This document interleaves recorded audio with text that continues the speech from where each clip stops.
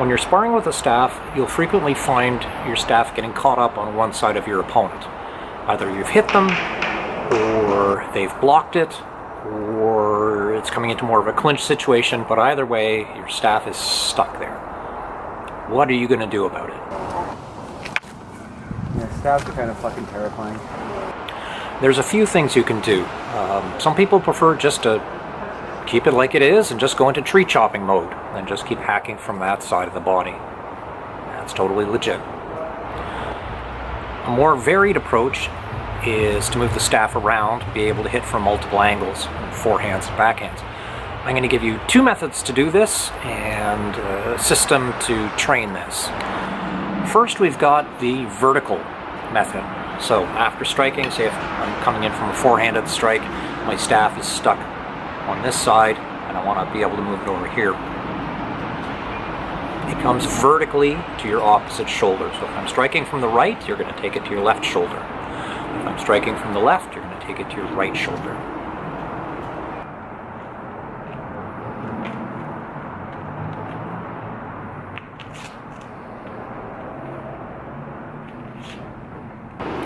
The second method is overhead.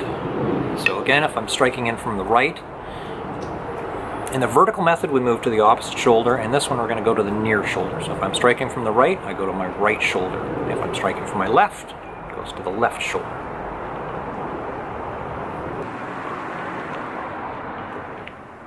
This one might make more sense feeling the motion rather than seeing it. Once you've made contact with the staff, you pull the staff back the way it came to disengage. The hands circle over the head and they strike from the opposite side.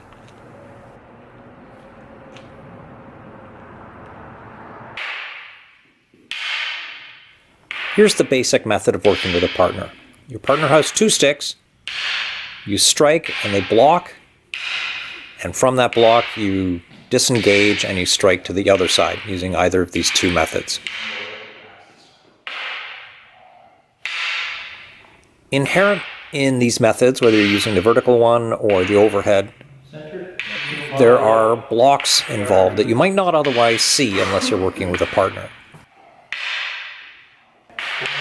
So, like before, your partner has two sticks. As you strike, your partner is going to block, and then they're going to respond with a counter strike of their own.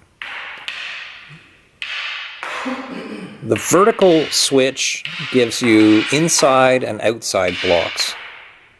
The overhand switch gives you the roof and umbrella blocks, so you get to practice all of them together with your partner.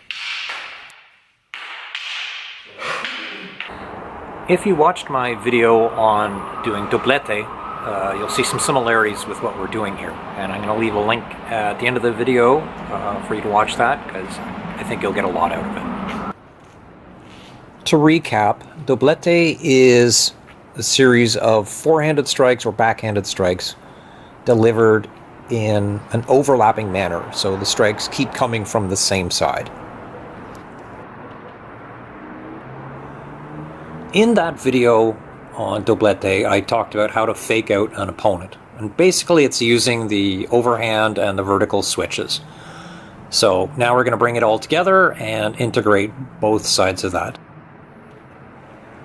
Here's what you're going to do. You're going to take Carenza, which is shadow boxing with a weapon, and you're going to put together doublette, you're going to put together forehand and backhand strikes, and you're going to add in the vertical switch and the overhand switch.